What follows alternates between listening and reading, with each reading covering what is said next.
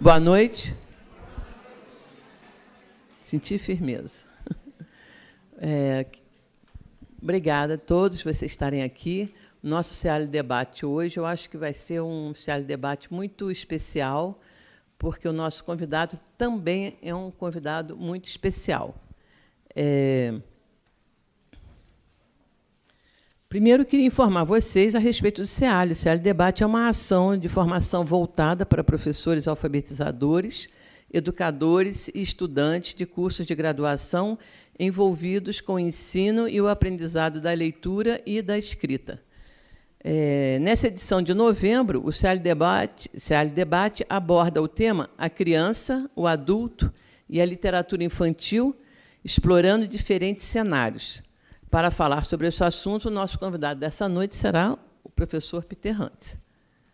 Após a fala do conferencista, vamos abrir para o debate, quando vocês poderão fazer perguntas. Pedimos, de preferência, que vocês entreguem suas perguntas por escrito para as pessoas da organização do CEALI Debate, para facilitar a tradução e a mediação do debate. Nós temos a nossa cultura, é uma cultura de contextualizar as questões nossas e depois a gente formula.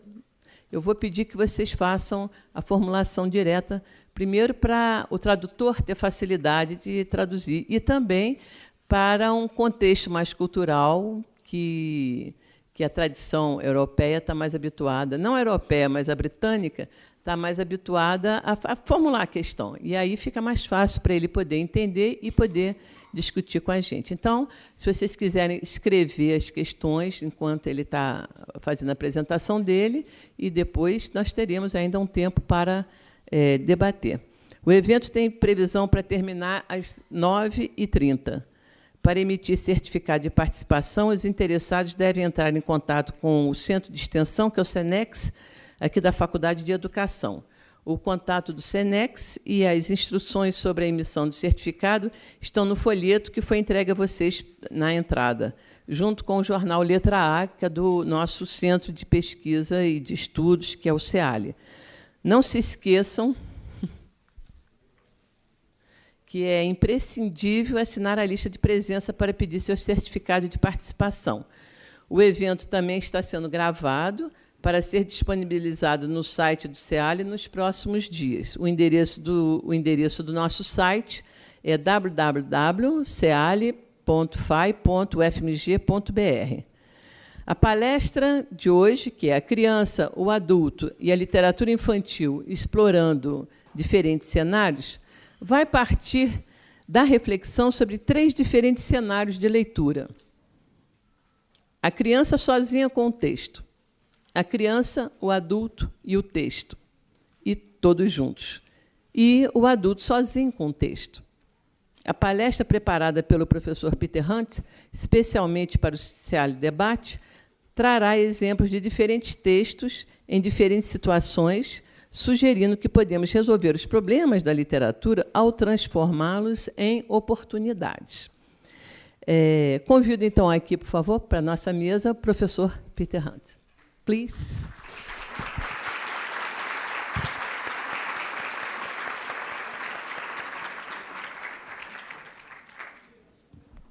May I introduce you?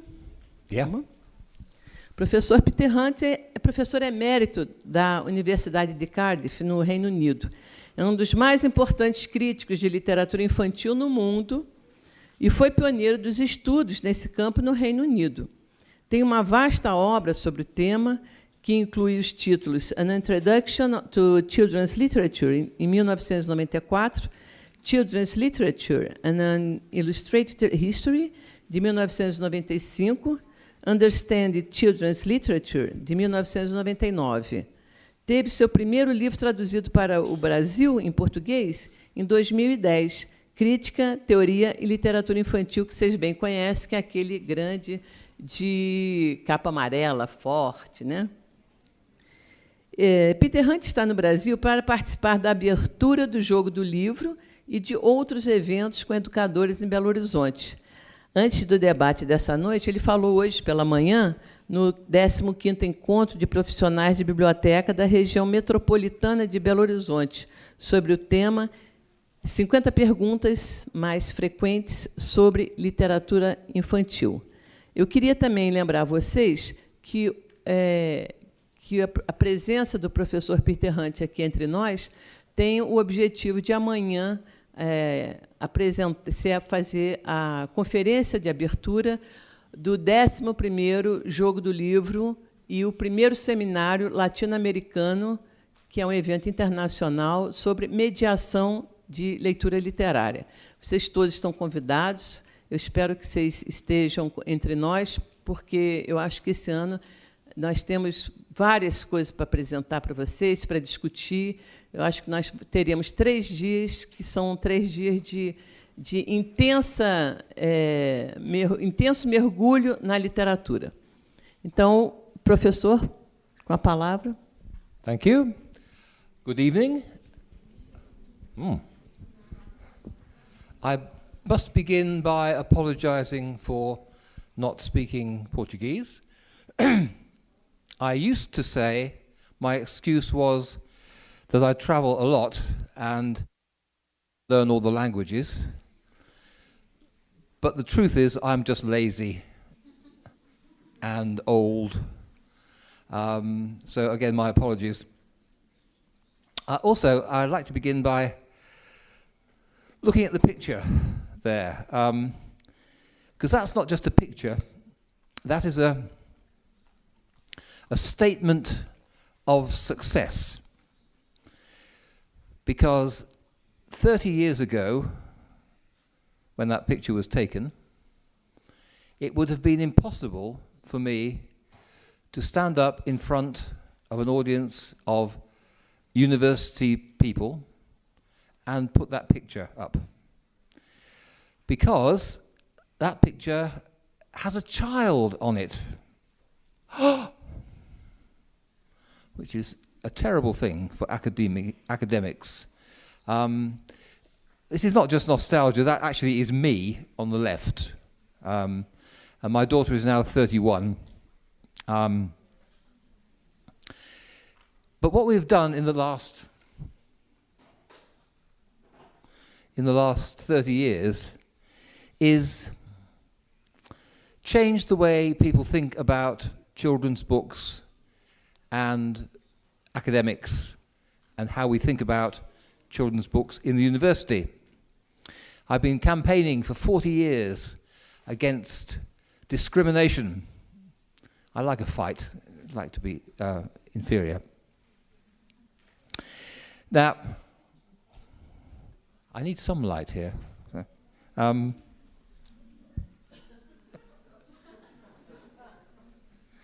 I'll set fire to it.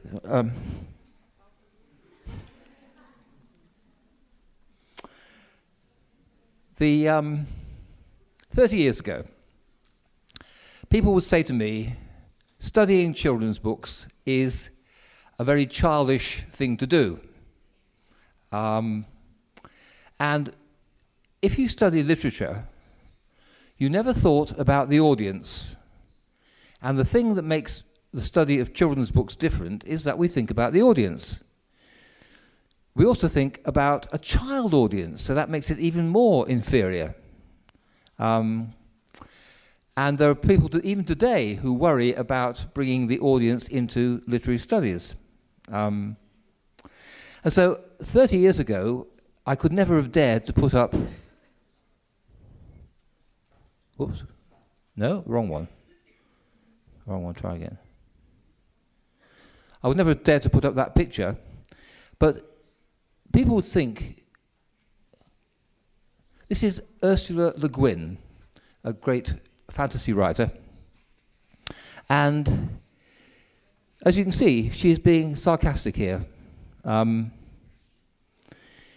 She says, sure, it's simple writing for kids, just as simple as bringing them up.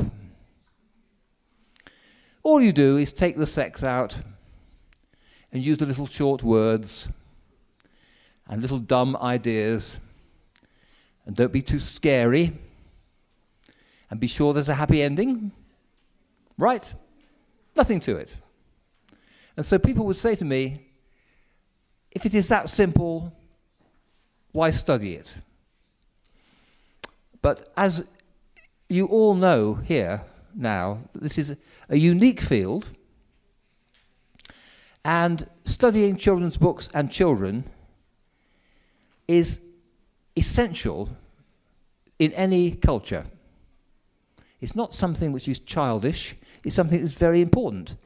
And the central part of our discussion must be how the book, or the film, or the text interacts with the child.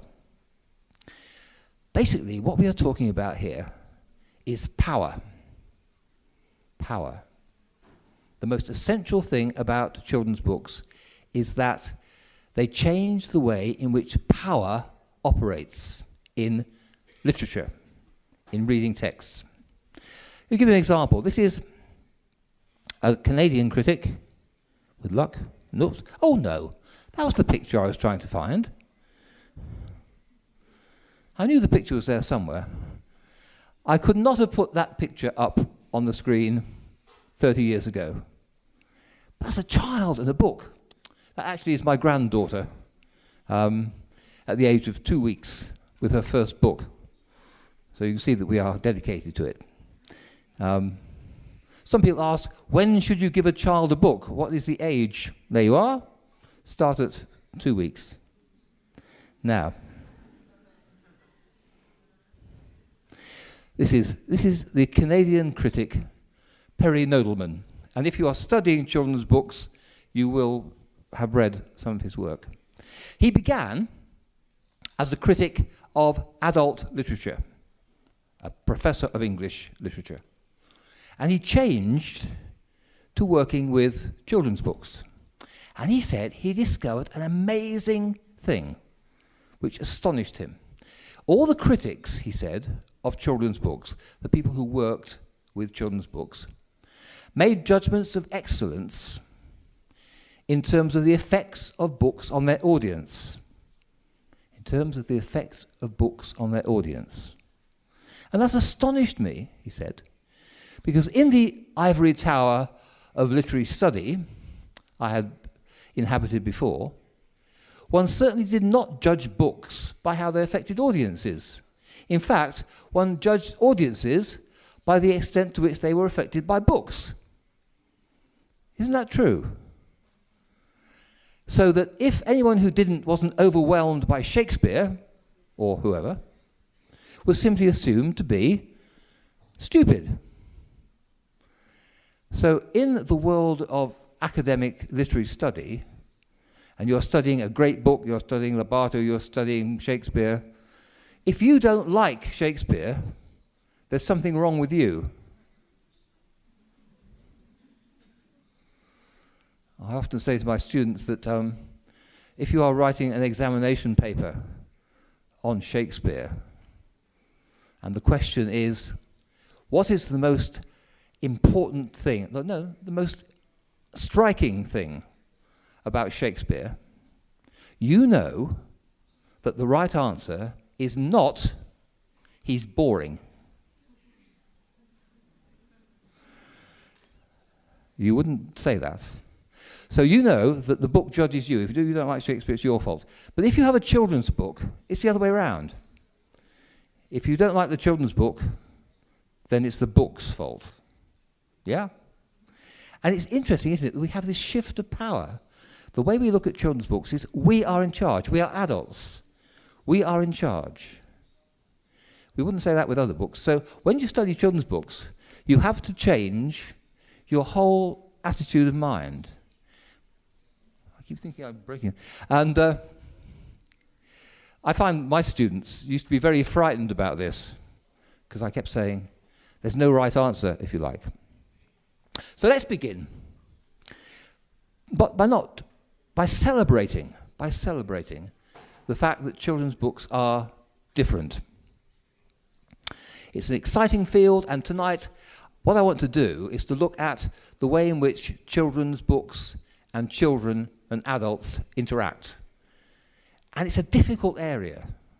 It looks easy, but it's quite difficult. But it's exciting. It's great fun. Children's books, as you will know if you have read them, If you had not read them, you would not be here. Right? Children's books have made you, whether you like it or not. Everyone in this room has been influenced already by children's books. You may not like it, but you do. You have it. And even one of our great authors in English, George Orwell. Let me see if I get it. Oops. This is very sensitive. No, that's not what I wanted. I want to go backwards. I need assistance. Do I have a technical technique? I need this picture to go that way. Rescue.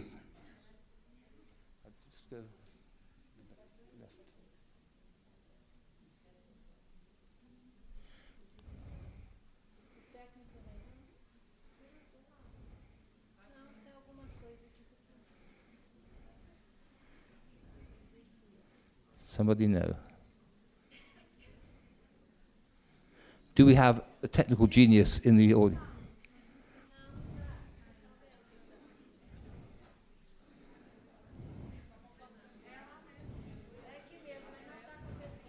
Oh, well.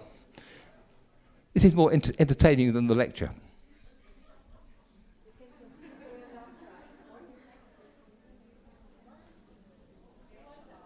I want another picture, yes. Let's go back to that. Yes, we have... Let me have that picture. Okay. Now, I thought you were in a PowerPoint. No, not a PowerPoint, no. So now, let me see now. So that's it. Good. Oh, good. Thank you. Oh. This may happen every 5 minutes. So.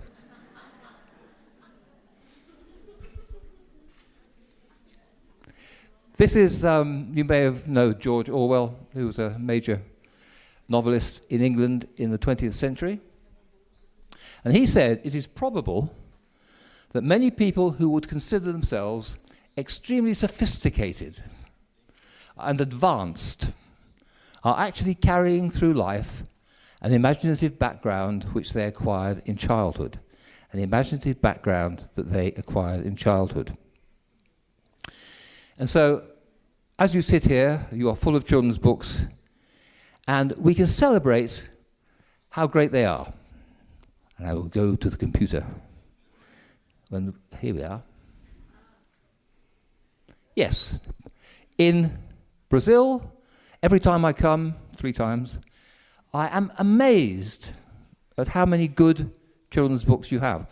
Not because you should not have them, but because in the Northern Hemisphere we are so ignorant of what happens. So I looked through my shelf and I found wonderful works of imagination. We have verse, we have for things for young children, for older children. Come on. Yes. We have difficult books, we have simple books, we have imaginative books. The range is astonishing. In England, we have books which have traveled the world. We have other writers, some of whom have traveled. Do you know Roald Dahl? He has traveled a lot. And we have, of course, the classics. And so when you start thinking about what is a children's book, it's not an easy answer. There's a vast range of children's books. And of course we share some books like that. This is the Brazilian edition of Alice in Wonderland. And so it is an international study now. We've moved in those 30 years from being a very sad little study to now we are a major study, and you could go anywhere in the world almost and find people talking about children's books. So if you went to Greece, you would find a book on children's books, or Japan, or Persia, or even Brazil. I put that one in because it's I'm feeling poor. You see, what I'm saying is, at the beginning, that children's books... Well, my translator is wonderful. Did he translate that?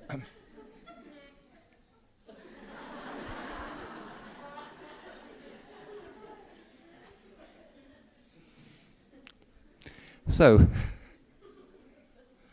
what I have been trying to show is that over the last 30 years, we have gone from being a very small study of children's books to a very important, very vital, worldwide study. And this is because reading children's books is more complex, it's more difficult than reading adult books. Most people think the other way around, but in fact it is more than twice as difficult. Because when you are reading an adult book, you're an adult reading an adult book, there are only two elements. If you're reading a children's book, there are three elements: the child, the text, and the adult. So the basic situation that we find... Oh, I forgot these, I'm sorry. I do apologize. This is the new edition of this book on Pilos de Lobato. This is the situation we're dealing with. We're dealing with the child, the child and the book at the top, just the child and the book. We're dealing with the adult and the book. I've picked an author. And the child and the adult and the book together. There are three situations here. You can read a children's book without the adult, without the child. The child can read the book without you, and you can read them together. Okay. And what I find is that this relationship is what is exciting, what is difficult and what's exciting about it. So we have to begin, I think, with a couple of definitions. What do we mean by a child, to begin with? Because there's a big range of things what child could be. I mean, a child is really, in this situation, an unskilled reader, an inexperienced reader. Okay? It doesn't matter how old they are, if they are inexperienced. Psychologists tell us that childhood is a series of developmental stages. But childhood is also a state to be escaped from. If you are a child, you want to stop being a child. Really? No child wants to be a child. Only an adult wants to be a child. And this has a big influence on what we give children to read, if you think about it. Children really want to stop being children and become adults. Poor things. But childhood is also a state that can be controlled and manipulated by adults. And it's also a period of no responsibility. So university students are children up until about 25 because they have no responsibility. But if you are in Syria, you have no childhood. So that's childhood. So the idea of a child is quite complex to begin with. Then there's the question of, what do I mean by a book? Well, I really am talking not just about books, but I'm talking about films and any sort of text which is given to a child. Any form of communication. A multidimensional film, video, retellings, computer games, merchandising, websites, all of these things we have to look at.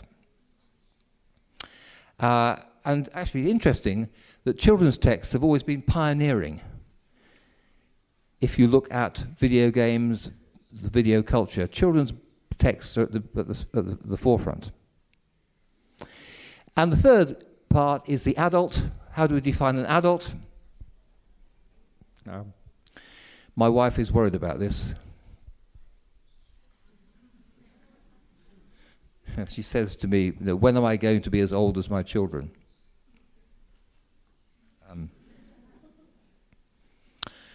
basically adults are us. We are more experienced. And we also, I think everybody, every one of us, has quite a complex relationship with our own childhood. It's very, if you talk to people about their own childhood, there is often a very ambiguous relationship. Childhoods are not all happy. In fact, many are not, very many are not.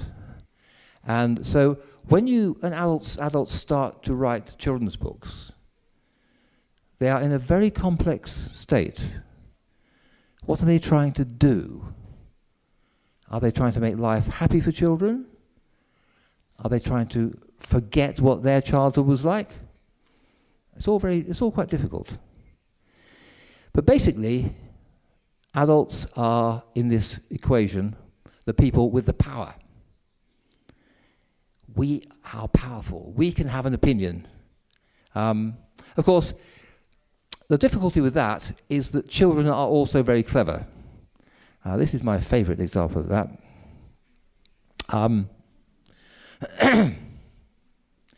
This is, as you know, Peanuts rerun.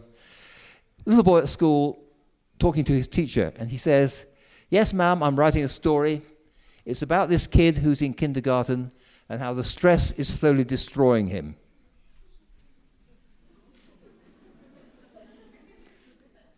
Every morning, and he looks to his teacher and says, "Well, I have another one here about some purple rabbits."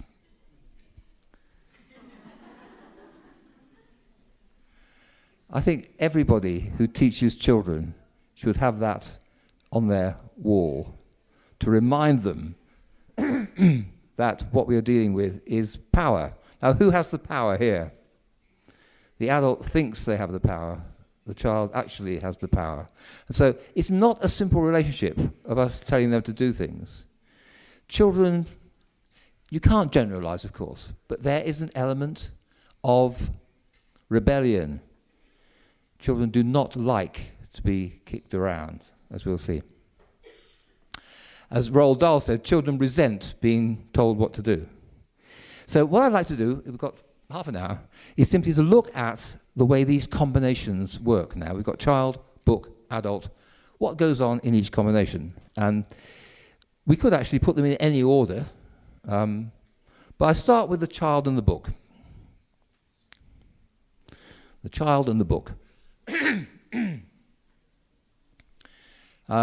Again, I couldn't have done this 30 years ago, but in fact, the bottom picture is the daughter of the top picture. That is my daughter and my granddaughter. So it's, of course, that suggests I'm going to talk just about babies. We can also talk about other sorts of children. This is my youngest daughter as well. When she was 16, so we were talking about a long, big range between babies and... but basically what we're talking about is however old the child, they are dealing with books.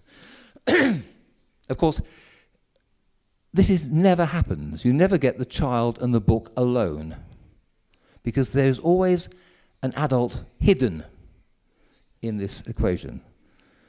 The adult behind the book, the adult manipulating, giving the book. Adults are always there. But this is as pure as we can get.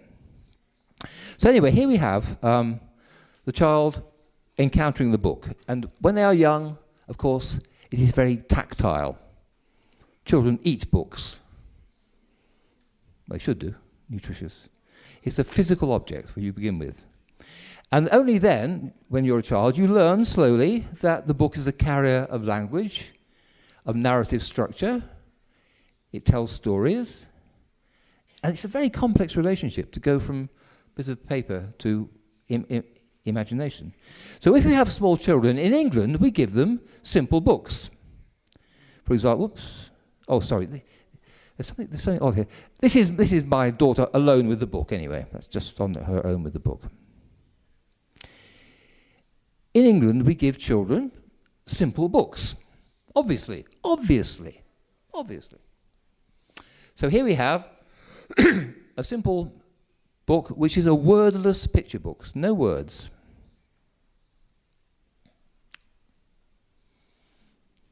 No words.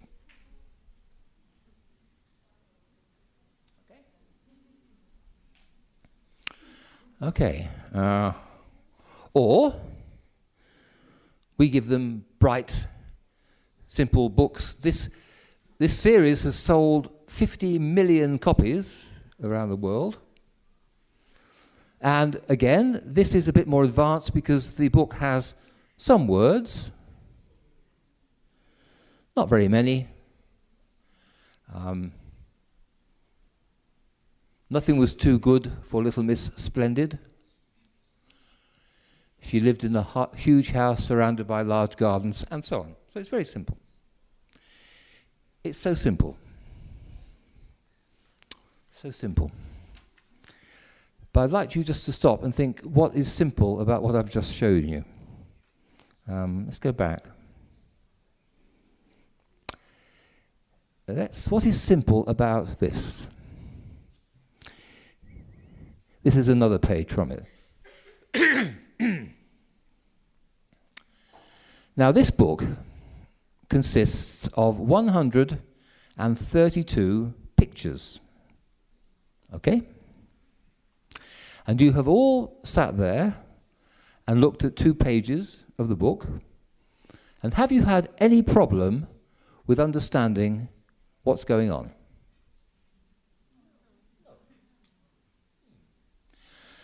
I wonder how that happened. Because I read this book. I read it sitting with my daughter when she was 3. I must have read this 50 times. And what did I say? I said, this is a story about a little girl who tries to fly. Okay? And first of all, she gets some balloons. Okay, and what happens? The balloons pop. Right? On about the 51st reading,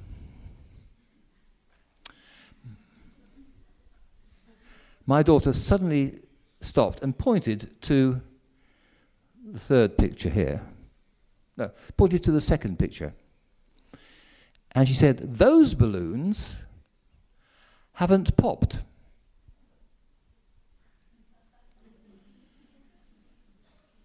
And you may have had the same experience of a light bulb comes on over your head. My daughter, who was not stupid, I think, she's now a psychologist, thought that there were 132 different little girls all doing one thing. And why should she not? She had not learnt what we have learnt, that this is sequential art, and you look at the first picture, cancel it, move to the next one, cancel it, move to the next one. See, that's not obvious. You learn to do that some stage. And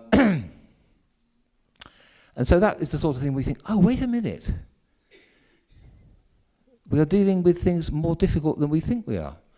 The other example, this is more frightening.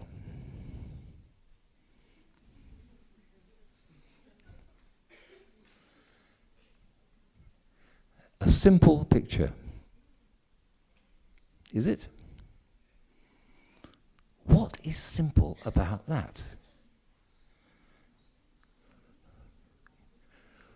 I mean, I think all of you are reading from that picture interesting things, yes? But how do you know? What is this big yellow circle? It's a person. How many big yellow people do you know? How many big yellow people have this yellow circle here? Now, I know, and you know, it is supposed to be a nose. And this line like that is supposed to be an eye. But that is a very large jump from real to symbolic. We are asking a very small child to make. There are psychological reasons why they can understand that, but if you look at the foot, there are two little marks, and you know what they mean. They mean movement. When did you learn that? This is a graphic code. And when you read a comic, you will come across hundreds of these graphic codes of movement, of voice, and so on. A lot of things have to be learned in terms of symbolism, in terms of the codes of language to understand that. But as adults, we forget. And most of all, why does that character, why is she splendid? Because, yes, perfectly done. Because of the hand and the nose, yeah? When did you learn that? And the fashions, I don't understand fashions, but those are supposed to be... Isn't it amazing how much information that text requires in order to understand it? And yet we looked at it and got simple. So it seems to me that when we are thinking about how children react to texts and what they understand, we have to be very careful, especially if we are working with children, not to assume that they can see what we can see. In that picture, there are cultural codes about fashion and attitude and all these things. They have to be learned as well. And they differ from culture to culture. I've taken that to India, and class will, what is it about? Doesn't make any sense at all. So, that's all right. If we're looking at very small readers, we understand that. But what about if we're looking at the older reader? Just about to leave school, and she is reading something like that, or something like that. Now, what's happening in the head of that reader, alone with the book? These are both The Hunger Games and Twilight have been very successful here, I know. And they are for teenage girls. Now, what goes on in the head of a teenage girl when she is given a role model, as in those books? Especially this one, where girls are shown to be generally subservient to vampires with big muscles. And again, you think, now, these are children, they are undeveloped adults, they are inexperienced readers in many ways, and we are giving them attitudes about gender, about life, about role models, and it's all seeping in. I once talked about this to a class of teenage girls, and I said, does it worry you that the publisher and the author are presenting this image of the woman? And they said, they all said, no, because it doesn't affect me. It affects everybody else, but not me. Which I thought was a bit worrying as well. And so we are constantly, in children's books, leaving with the child a sort of unexploded bomb of attitudes, which is very worrying. And what about the boys? These are the two best-selling books in England for teenage boys.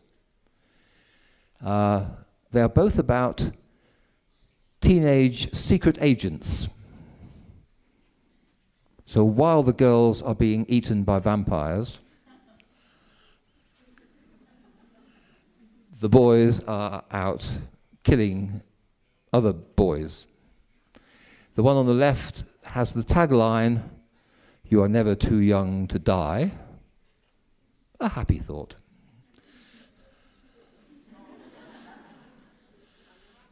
The one on the right is in the series Young James Bond. James Bond at school. And as far as I can see, the only thing that is missing from these books is sex. Which tells you a lot about the minds of publishers. It's okay to have mass murder, but sex is not so nice. So the thing that we should come away from with this is what I call childist criticism. Can you translate that? Childist criticism. Because you have feminist criticism, which looks at the world through the eyes of women. I thought, well, can we have a way of looking at the world through the eyes of a child?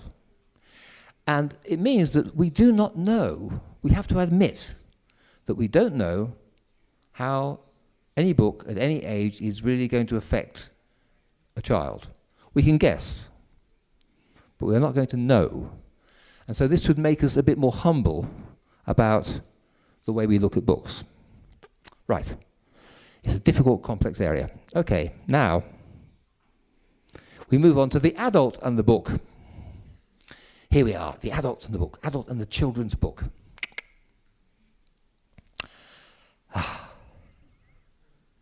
This is why I started studying this, because they are fun. You'll see here, this is the same book. This is the first Harry Potter book. And it is produced in England in 2 editions. One is for children at the top, and one is for adults at the bottom. They are exactly the same book inside. But adults would not wish to be seen reading the top one. So you give them a different cover. And you charge them more. Now, if you put an adult and a book together, you begin to find the truth about children's books. If you are reading a children's book, you are often betraying your attitude to childhood. You are having a genuine response to your own childhood. And I think almost everybody I have met has a secret, and that is the children's book that they love best. But they are not going to tell anybody about. Often it's the kind of book that you will not go back to. You don't want to go back. You have grown up, you don't want to go back. Because that book is often going to be rubbish. Rubbish. Some people do tiptoe back to those books when nobody is looking and read them quietly and get a kind of secret pleasure from it. So we have this very strange relationship between being guilty about childhood books. But if you ever feel guilty about reading a children's book, remember that it's much more difficult to read a children's book than it is to read an adult's book. Let me just show you. I love this picture. This is taken on the London Tube Railway. Adult and child reading Harry Potter. But if you are an adult reading a children's book, you are reading in 5 different ways. 5 different ways. If you're reading an adult book, you read in 2 ways. You read an adult book, first of all, to enjoy it for yourself. Yes, okay? You also might read it analytically to talk to somebody else about it, especially if you're a student. You read a book, you enjoy it, but you also have to say something about it, okay? That's 2 ways. If you're reading a children's book, first of all, you read it as an adult, yes? And you may say, oh, this is not for me, this is a boring, stupid book. But also, if you start to read it and you become absorbed, you read it for yourself, for your inner child, for the child that you are now, which is left over, right? So you respond to the book in a different way. Thirdly, you read it for yourself, but you read it as the child you were. And this is what authors want you to do. You are becoming what we call the implied reader. Yeah? Every author implies the kind of reader they want in the text. And if you are a good reader, you will become that implied reader. So you're reading as an adult, as an inner child, as a past child, often simultaneously. Then fourthly, if you are a teacher or a student, you are reading for other adults. You're reading this children's book and saying, I like it, we should read it, whatever. Yeah? But most of all, number 5, we are reading on behalf of the child. Okay? We are saying, is this book a good book to give to a child? A class of children? A nation of children? Or one child? So when we read an adult book, we are reading in 5 different ways, which should make us feel very good, because we are doing something very difficult. And if you ever are bored and you have a children's book near you, you can play this game and ask yourself, take the first 3 and ask yourself, how am I responding to this book? What am I understanding? Are my reactions different from my emotional reactions or my memory of what I was?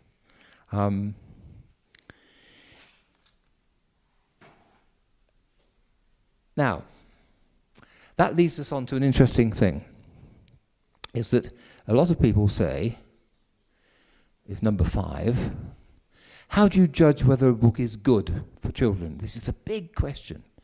How do we judge if a book is good or not? Okay, because we are equipped with adult ideas of how a book should be good. So how is a children's book good? I have here 2 quotations from famous authors, and both of them were trying to be supportive of children's books. These are quite famous quotations in the business. And the poet W.H. Auden said, there are good books which are only for adults. There are no good books which are only for children. This is what we would call adultist. The adult is in power. Yes?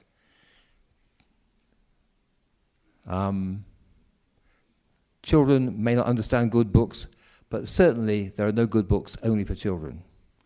The second is C.S. Lewis, who's a famous writer for children. And he says the same thing. I'm almost inclined to say that a children's story which is enjoyed only by children is a bad children's story. And if you listen to what they are saying that the adult books are the best, and children have to grow up to like adult books. Yeah? They are not supporting children's books at all. And I think it's important for us to say that they are both wrong. That there are good books which are only for children. There are good books that are only for children. And we should not, as adults, judge them by adult standards. They are not written for us. They are not written for adults. Okay? And the books that you remember from childhood that you loved are good books. The same with C.S. Lewis.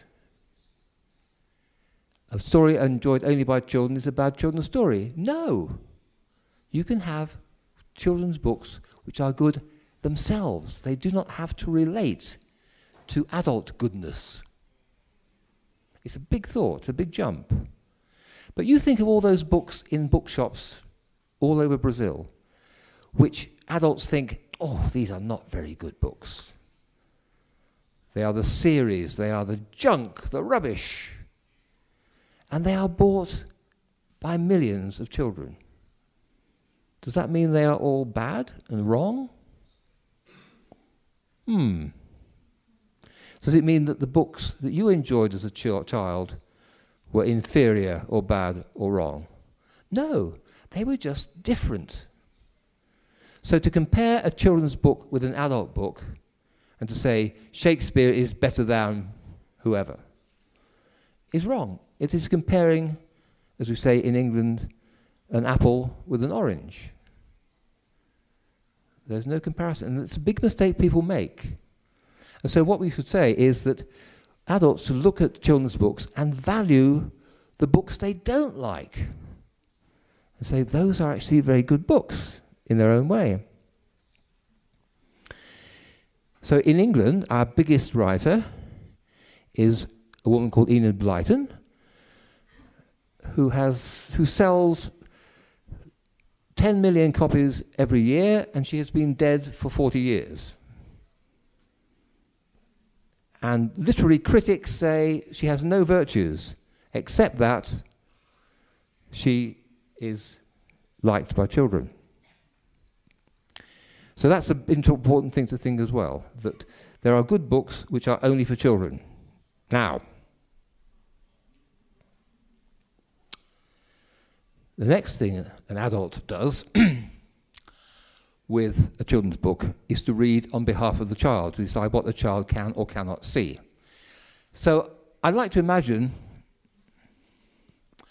you are now in charge of the department of censoring children's books. And I will show you some images and ask you whether you think these should be in children's books. These are all images from children's books. This is a children's book from 1890. My 4 daughters did not like this book. Don't know why.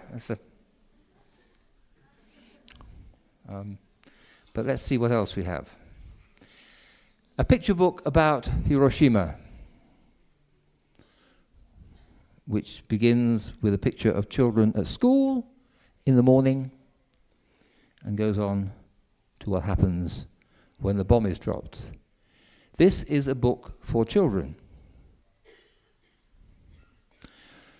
And the adult is now looking at this book and saying, would we give this to children? What do we do with it? They're making an adult decision. How about death? This is a recent book by a children's author, Michael Rosen, whose son died when he was 18. And this is a book about depression. And he says here, sometimes sad is very big. It's everywhere. It's all over me.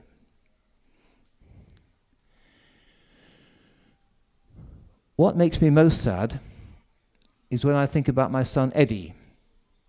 He died. I loved him very, very much, but he died anyway.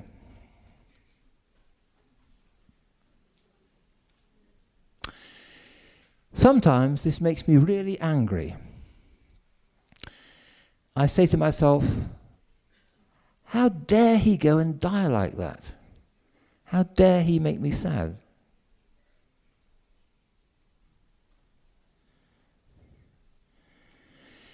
He doesn't say anything because he's not there anymore.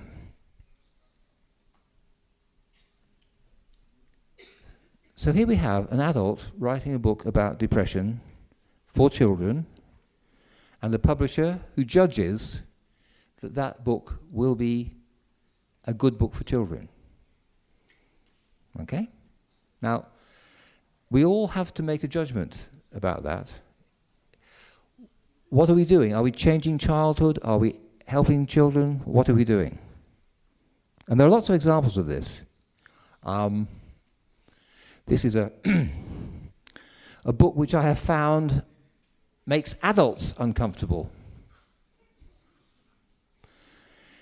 In fact, I have been asked to take this picture away by a class of adults who don't want to think that this is a book designed for 14-year-old boys. And it is all about what boys think and fantasize about when they are 14. And all the boys I have talked to like the book. But all the adults I talk to don't like the book. Because it shows that adults have a very ambivalent relationship to growing up and to childhood. Many adults want childhood to remain nice, to be a safe place for their children. And this is not safe. So it's very interesting to look at the way in which the adult working with the book comes up with ideas about censorship and so on. And there are other things, not just sex. Well, this to show how confused some people are, I put this example in. This is a Swedish book about a girl who has 9 fathers. 9 small fathers, smarpapas. And this was a big success. It is crazy. I don't know why she has 12 little fathers, but when this book was published in the USA,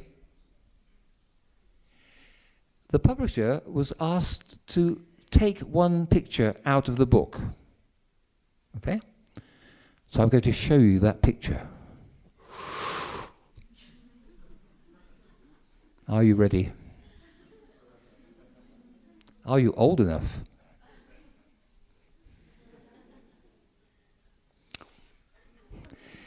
Here she is in the bath with her 12 small fathers. It just becomes strange. What sort of mind worries about that? And so what I'm trying to point out is that adults alone with a children's book can do some very strange things unless they think very carefully about what they think is good, what they think is important, what they think is dangerous.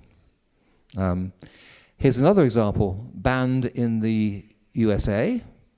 It is a story of the Nativity, and the angel Gabriel comes to Mary and sits down with a coffee.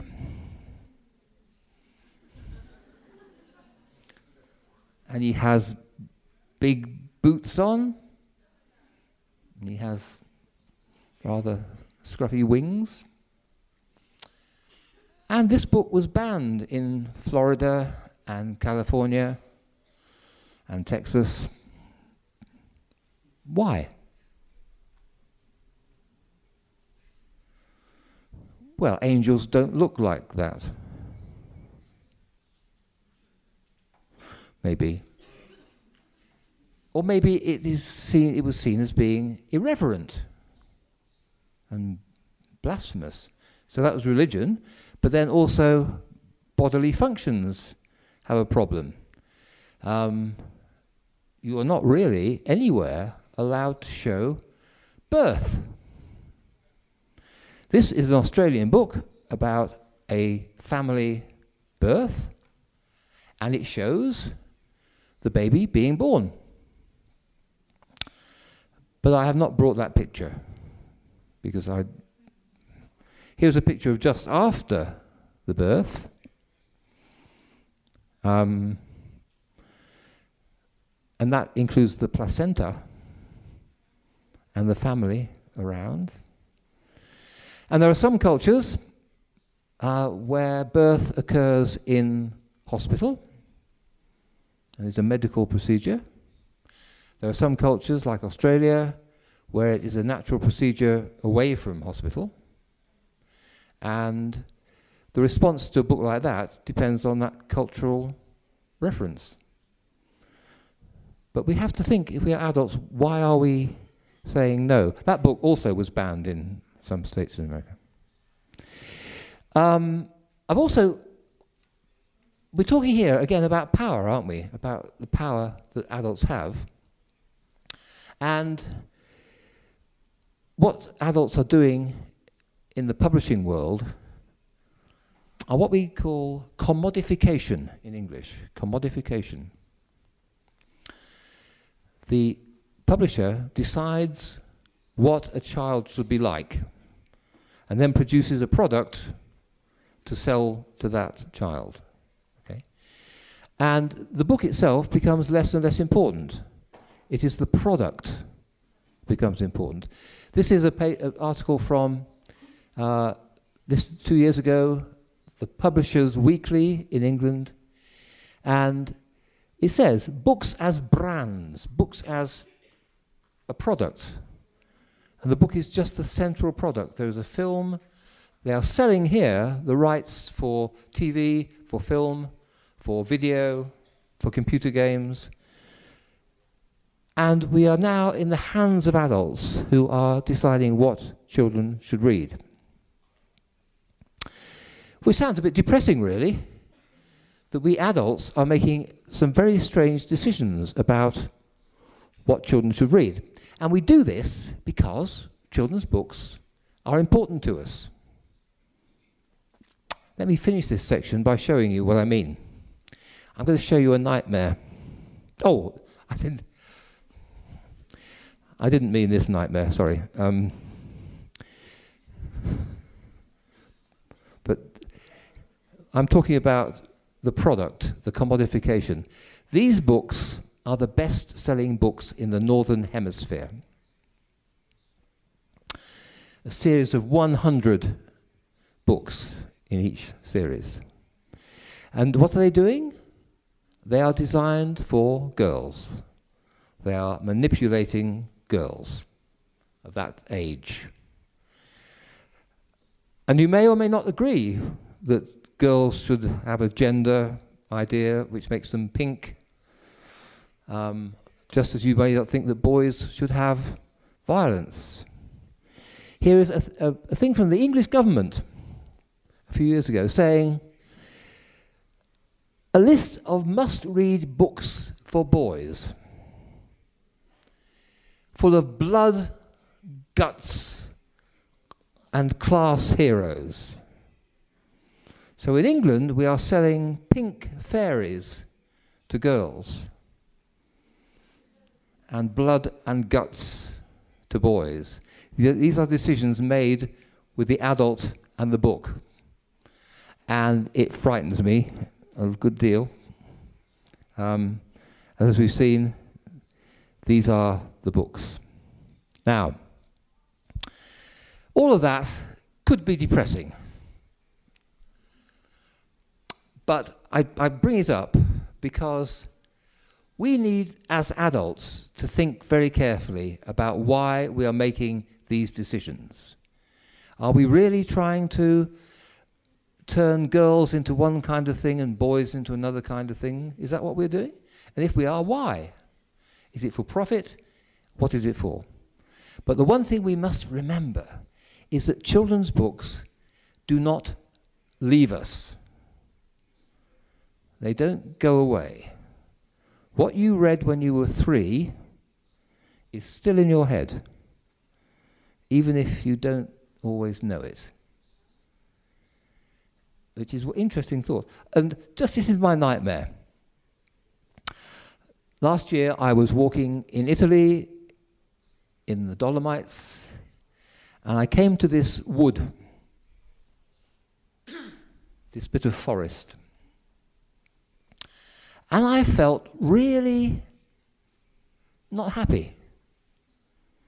I thought, something is wrong.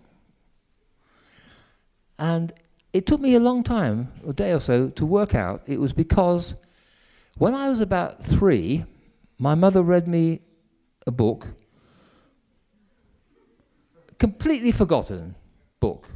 Nobody, rubbish book. And in it, it has a fox. So I still can't look at it.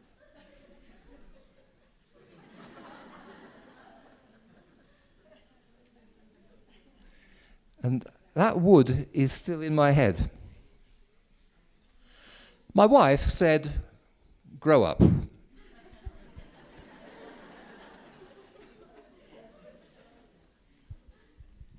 I worry about her sometimes.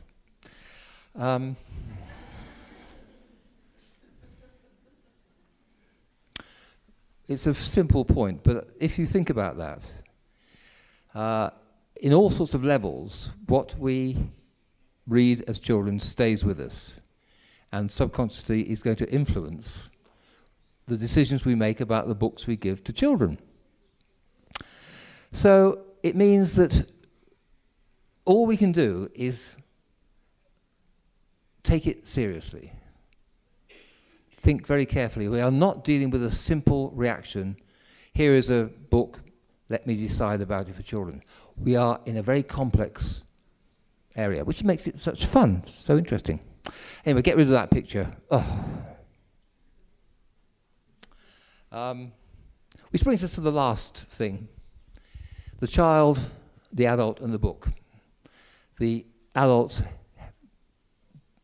helping the child to read, showing the book to the child, or in the case of my 2 daughters here, the elder daughter showing it to the younger daughter. So it's the same idea. So you're passing on the book in various ways.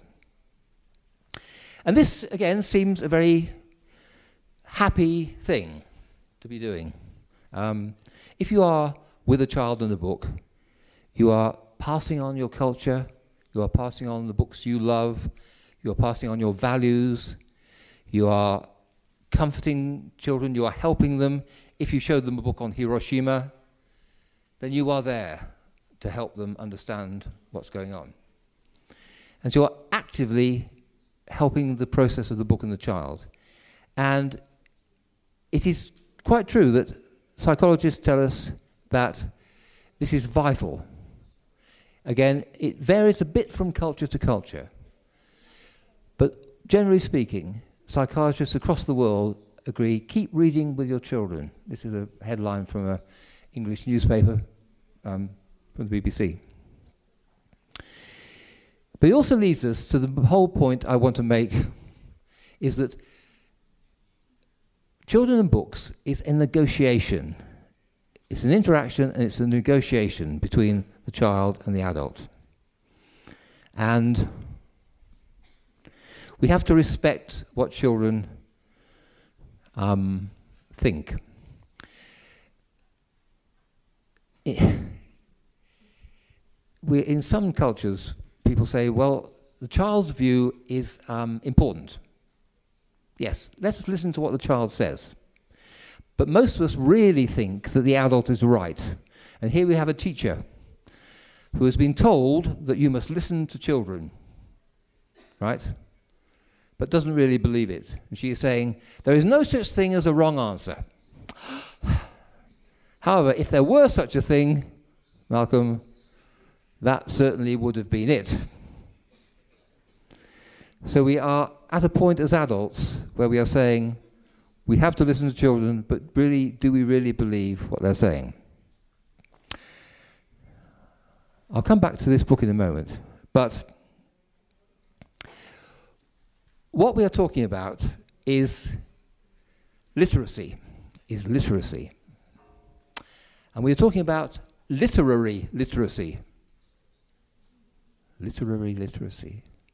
Not functional literacy, not being able to say, read these words, shut the door, and the child can, shut the door. That is functional. But what does shutting the door mean to a child? Is it an emotional thing? Is it frightening or comforting? That is literary literacy. And it's very difficult to find a book which will give power to children. So I'd like to leave you with a rare example of a book which gives power to children. Okay? This is a book which adults read to their children. It is a first early book. It is now 40 years old and is still selling in England and the North. And it is about, now what is it about? You're adults, you can see what the book is about. What do you see on the front page there? On the right you have a chicken, a hen. Yeah? Are you sure?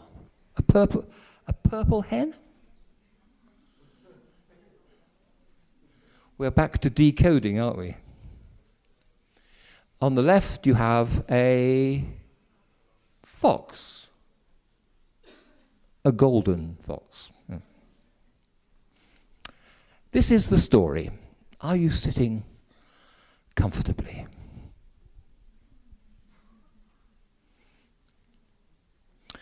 Rosie the hen went for a walk. Across the yard.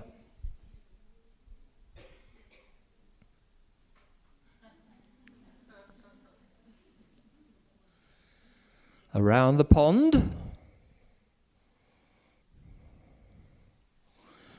This goes on for 20 pages with the fox. And got back in time for dinner. End of the book.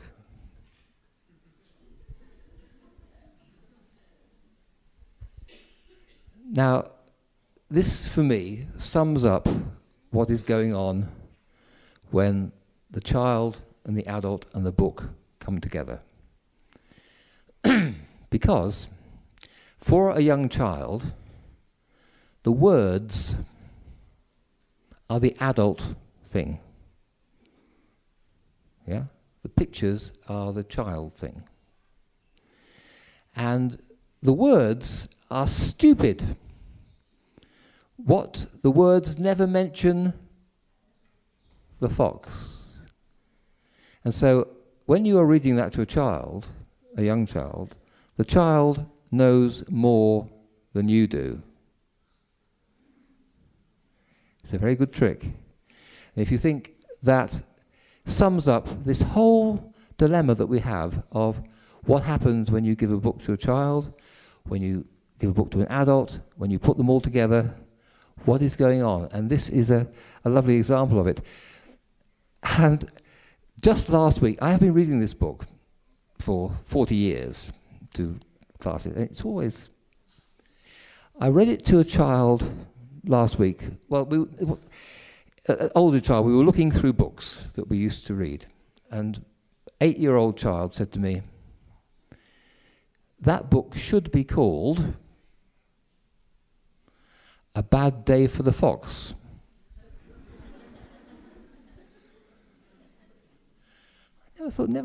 The author didn't think of that at all. Just to finish off then. A good children's book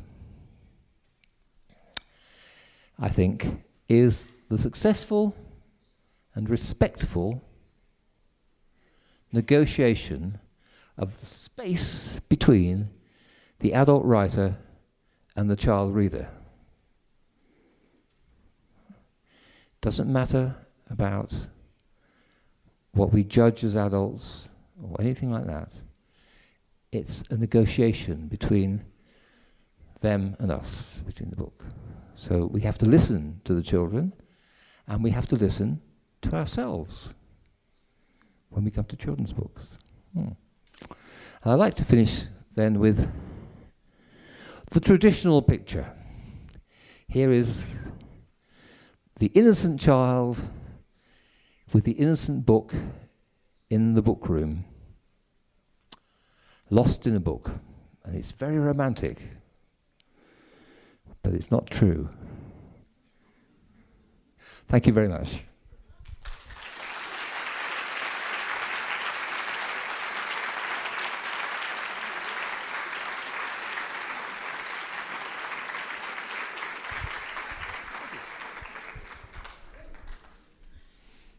I have to thank my translator.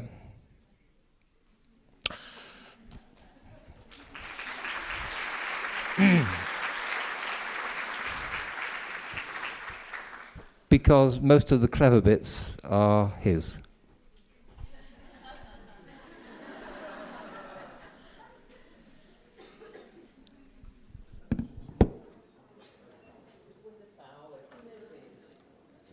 Depois dessa aula aqui, fica difícil a gente fazer algum comentário, né? Mas eu acho todas as suas falas foram tão instigantes no sentido de buscar as coisas mínimas e trazê-las como um estranhamento para nós que estudamos literatura, que fazemos leitura literária para criança, para adulto, para jovem, e que não sabemos exatamente como lidar com certas situações que são colocadas por um outro adulto, às vezes, para nós.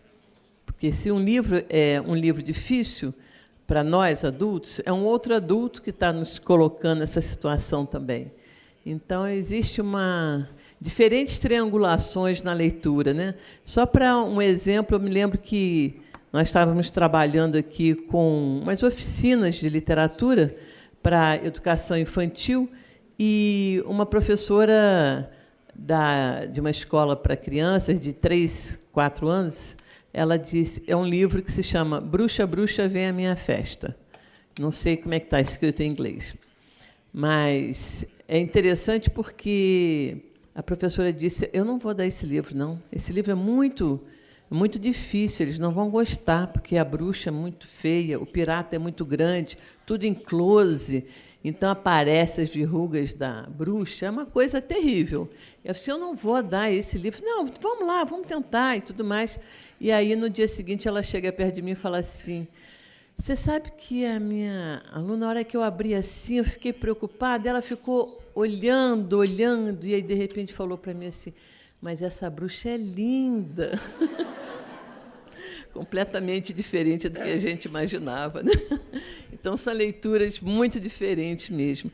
Eu não vou estender aqui as minhas observações, mas eu vi que você trouxe questões de fundo para nós, do ponto de vista do que é representação, o que é o problema do gênero, o que é a criança, o azul. Isso me lembra da minha época. Eu, quando era pequenininha, a gente tinha que usar o rosa e o menino usava o azul. Depois passou, todo mundo passou a usar várias cores. Parece que agora a gente está endireitando de novo, né? Passando um pouco mais para a direita, voltando tudo ao que era antes, não sei. Eu vou deixar agora para vocês fazerem as perguntas, que eu sei que tem muita gente querendo perguntar. Eu só vou pedir a vocês para serem bem objetivos na pergunta, para dar tempo para o nosso conferencista aqui poder ter tempo de responder. Quem desejaria começar? Quem é que pode levar o microfone, por favor, gente? Vicente já está vindo. Ok. Perguntinha bem objetiva, tá, gente?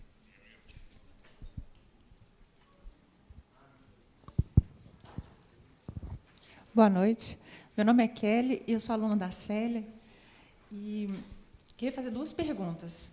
A primeira, por que nos tornamos adultos analfabetos visuais?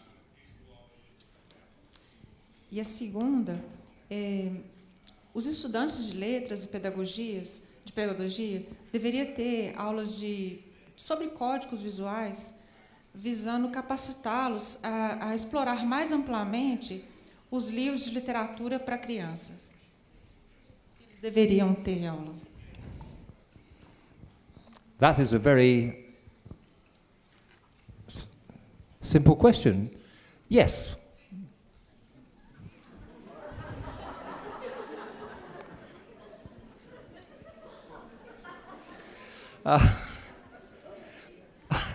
Really, it is obvious.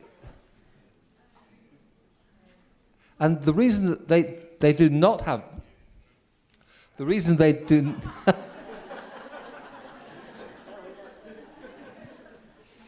the reason they do not have them is worth thinking about, isn't it?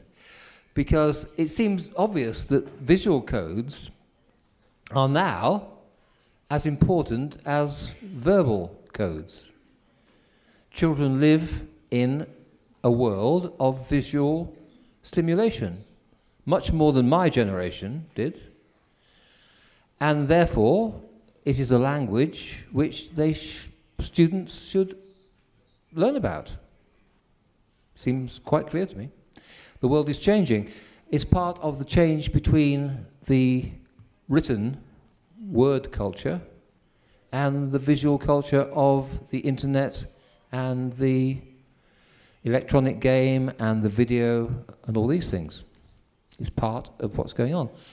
And it seems to me to be very strange that there is a resistance from some older teachers, I say older teachers, it's often, to say that these kinds of texts, visual texts, film text, video, are not just as important as book texts. I think they must be seen the same. And if you think they are just as important, then you should learn how to talk about them. Mm-hmm. Yep. You see, children now think differently from even young people here did. When I was taught to think and taught to read and understand stories, I learnt in a straight line. Now, children on the internet, very young, get their information in small pieces. They put the world together differently. They tell stories differently. If you are over 50 and you look at a music video, then you may think, what is going on? In a music video, you have a very, very complex, intense narrative, a storytelling, a visual and verbal narrative, coming at you in a way which is nothing like a book. It's not worse, it's not better, it is different. Therefore, we should, as teachers, as students, learn how it works. Back to the question, yeah? Simple. Yes. Outra questão?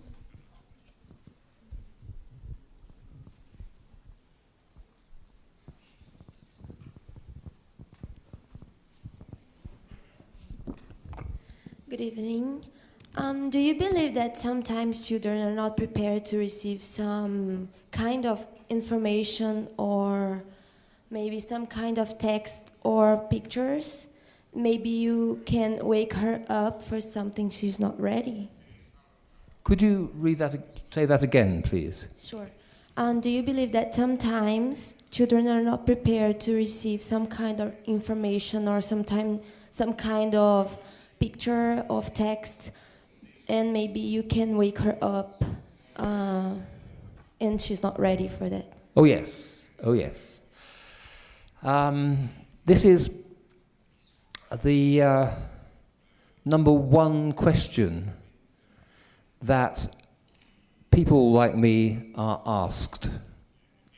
And you maybe, if you're a teacher, you may be asked the same question. And the question is often, what book is suitable for my 5-year-old daughter? You are asked that sometimes. I think it's a crazy question. It's like saying, I have a 25-year-old cousin. What is a good book for her?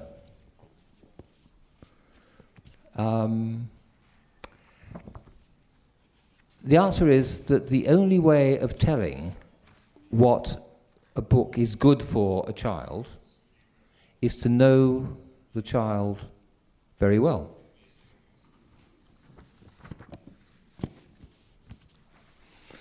And to interact with the child. And this is where the child and the book and the adult together are most important. Because I'm now reading with my grandchildren, which is wonderful. And I'm just much more aware now of when they are understanding and when they are not, or when they are understanding something different.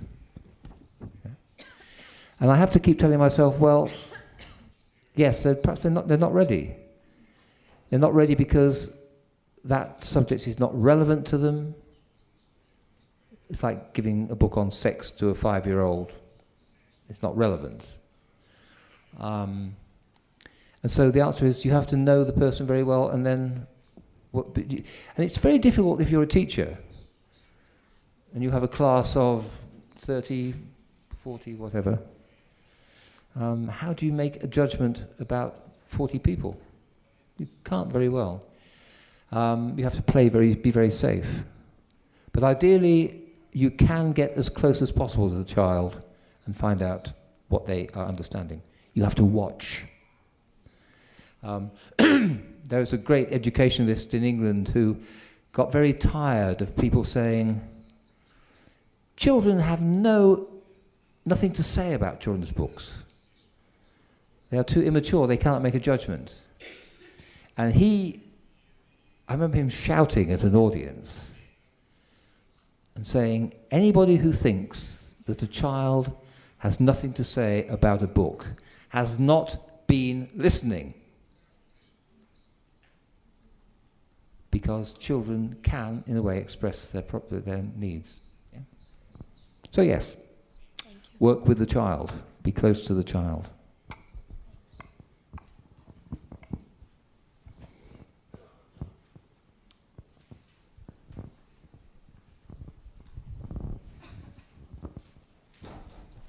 Quando o cinema se apropria da literatura infantil, se deve ao fato de tais histórias já serem sucesso entre as crianças, e na atualidade, quando o cinema utiliza a literatura infantil, estimula as crianças a procurar os livros que o cinema se apropriou?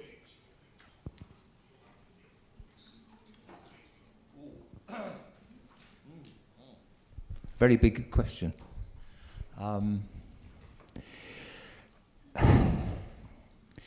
I think the second part, the evidence is, yes, films do generate an interest in reading books.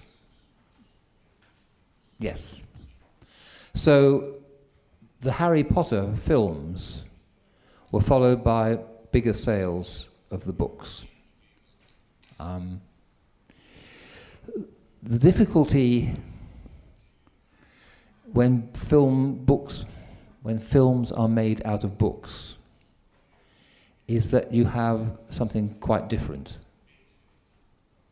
A film and a book are never the same, because the storytelling has to be very different. And so I've come across many children who have been disappointed with the book when they come to it. The problem, of course, is that when you see a film, the images are given to you, and when you read a book, you generate the images in your head. And so people who believe in the book will say, therefore, the film is not as good as the book. It doesn't make you work so hard. Which is true, but again, the film is different. It's doing a different thing, so you have to accept both of them. I think, for me, the problem is that in a film, somebody else has done some of the thinking. Not me. I haven't seen the image. So my image of The Lord of the Rings, Tolkien, is not the same as the film. And when I go back to the book, I have to forget the film. It's a very interesting question because it is exactly what we should be thinking about in this world where books and films and games are competing at the same time and different stimuli are happening. So very good, yes. If you are believing books, films can help. Yeah.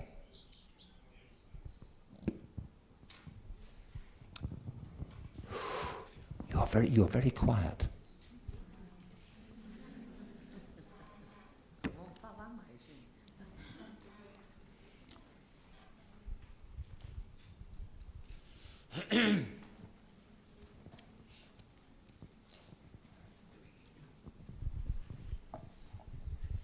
Boa noite. Bom, vamos ver se eu vou conseguir perguntar. Quando a gente escuta as crianças e os jovens, né, e a gente escuta as preferências e os gostos deles, como é que a gente pode reagir ou não é reagir, mas lidar com escolhas tão diversas de preferências quanto, por exemplo, Twilight e Doing It. Ambos os livros são gostos deles e são escolhas bem distintas.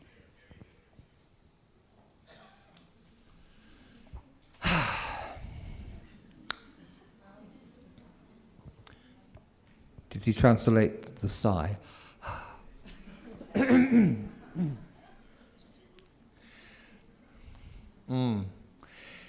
In the ideal world, the world that does not exist, it would be possible to allow children to read anything. And I do know of people who allow their children to read anything in the house. They are book people, so they provide lots of books, and the children can read anything they like. And they have found that the child does discriminate. As they get older, they begin to see which things are good for them at whatever level they like. And my friends say they try not to be selective. They try to get everything they can into the house. In the real world, there is a problem, because in my house, I do censor. I think, I don't want that book in the house. It's my problem, I don't want it. But once my daughters leave the house, I have no control. So the answer is, I have to have faith that the way my wife and I, have brought the children up will allow them to make good decisions. That's all you can say.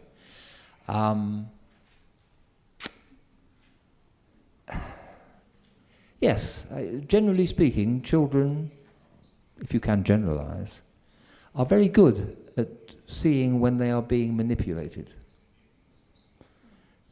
Yeah?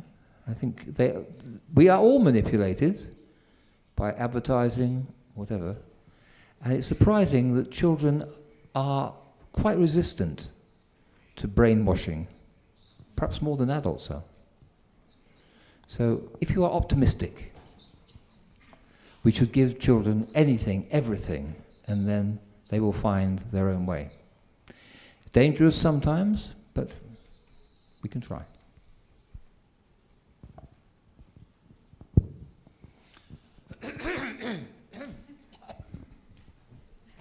Boa noite. Falei alto demais, perto do microfone. Eu vejo essa questão do Twilight, né, e outros livros para adolescentes, assim, jovens, como uma questão, pelo menos no Brasil, né, de introdução à leitura, assim. Tipo, eles vão começar a ler os best-sellers e, se tiver alguém que pode fomentar mais, ele pode ir desenvolvendo leituras de vários outros tipos de livros. Só que é interessante, eu penso isso enquanto o jovem, mas enquanto a criança, que quem leva a literatura somos nós. Ela não vai até a literatura. E como que a gente pode separar qualquer tipo de julgamento de valor, vamos assim dizer, dessa escolha? E a segunda pergunta é, você discutiu o Harry Potter enquanto uma influência do cinema e o livro, mas e onde vivem os monstros? Como que, né, a gente pode pensar nessa influência? Se influencia a leitura de uma criança, né, bem mais nova, vamos assim dizer.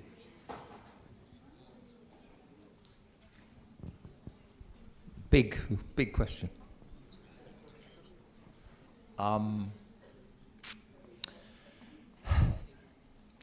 There has, for many years in education, been the idea that if you start children on not very good books by adult standards, then they will go on reading bad newspapers and bad. There is, in fact, very little evidence for that, because certainly in the North, it seems that reading is still quite restricted on a class basis. And so the more children, say, use video rather than books, those are not children who read in the first place. They are children who would play football or whatever. If they were in a non-reading culture, they stay in a non-reading culture. But if they are in a reading culture, then the book will lead them on to all sorts of different things. That's the general thing. I think I agree with you that it's very difficult not to make a judgment when you give a book. But again, like the previous question, we have to say, give them the chance to move on. Because, of course, if you say, do not read that book, what is the first thing that's going to happen? So, yes, and it brings us back to this question of the relationship to the child. I once said that, and people keep quoting me, that every reading with every child is different every time. And so every interaction of a child with a book is different every time. And to come back to the question of a book like Twilight or whatever, again, you don't know what exactly that child is taking from that book. It may be quite the opposite of what you expect. A bad day for Fox. But thank you, because that shows how difficult it is. And it's so easy to have an easy answer, isn't it? We must stop having easy answers, or we never get anywhere.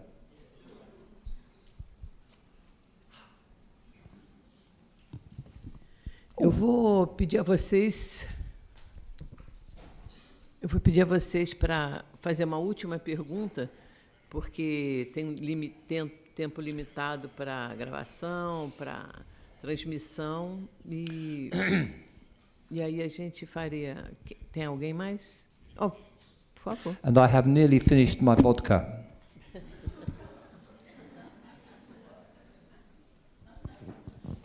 Boa noite. Você fala muito das experiências pessoais, com a filha, né, neto. E o que te levou a estudar literatura infantil? Foi uma experiência pessoal ou a falta dela? It was a lack of a personal experience. When I was a graduate, I was trying to find... Oh, God.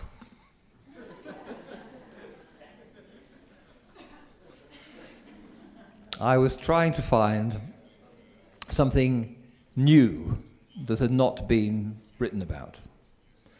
And if you study Shakespeare, there are 100 books on Shakespeare every day. And I thought, what do I enjoy? What do I like? And once you start being interested in children's books, you have to become interested in education and literacy and visual codes and children's responses. It all comes together. So when I started, I didn't have children. I got interested in the books. And when we had children, then I became interested in the child and the book. And now I am an old man. I go back to the book and the child as well.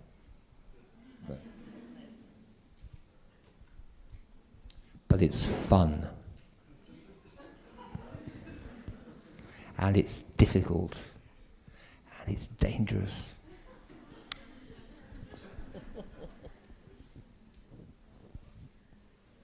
Uma última perguntinha rápida?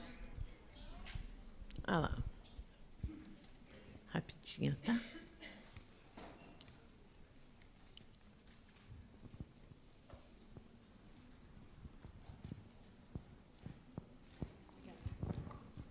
Boa noite. Uma perguntinha rápida.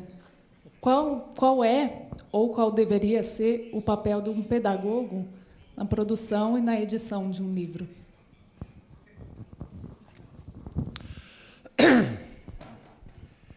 You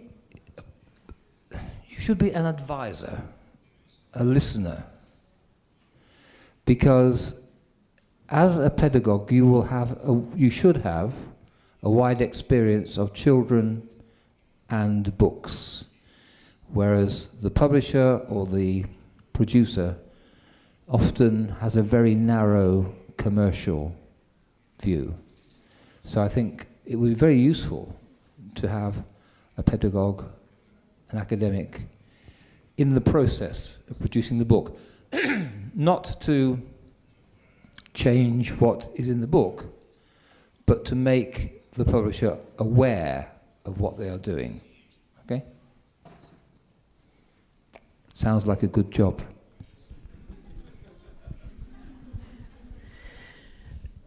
Gente, nós estamos chegando no nosso horário. Infelizmente, eu sei que a cabeça da gente fica fervilhando, né? Com muitas perguntas que estão por aí. E que eu queria convidar vocês, porque amanhã a gente continua com essas perguntas. O professor Peter Hunt vai abrir a nossa conferência no nosso Jogo do Livro de amanhã com a temática de textos para crianças, leitura infantil e o problema da literatura. Essa questão ele vai trazer para nós amanhã. Queria lembrar vocês também que amanhã haverá uma palestra às 9h da manhã, aqui nesse auditório, Neidson Rodrigues, que se chama Primeira Infância Lê o Mundo, livros informativos e a vida emocional das crianças, com as conferencistas Beatriz Gouveia, do Avisalá, Caroline Machado, da Universidade Federal de Santa Catarina, Saskia Bondermüller, da Universidade Federal de Santa Catarina, e a Lígia Santos, também da Universidade Federal de Santa Catarina. vai ser amanhã aqui, já dando continuidade a essa semana, que é a Semana da Literatura aqui na universidade, aqui na Faculdade de Educação. Amanhã, às 9h da manhã. Tá? Convite aberto para que todos possam vir. Queria lembrar também, não sei se eu deveria já dizer, mas o professor vai estar preparando um livro para lançar em português o ano que vem, junto com o professor Secantini, que vai estar aqui com a gente também. Então, eu acho que nós estamos assim em boas companhias, graças a Deus. Queria agradecer a vocês e contar com o próximo CEALH Debate, que é uma atividade do nosso centro de pesquisa, que começa sempre às 7h30 e termina às 9h30. Muito obrigada a vocês e até amanhã. Thank you. Queria agradecer muito ao professor também. Thank you very much.